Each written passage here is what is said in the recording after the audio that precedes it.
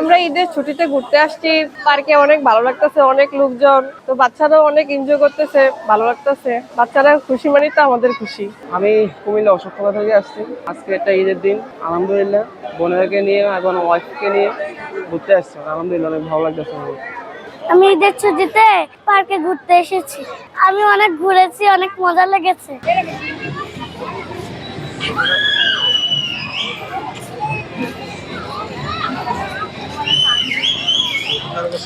Jamuna smart refrigerator, smart লাইফে smart refrigerator.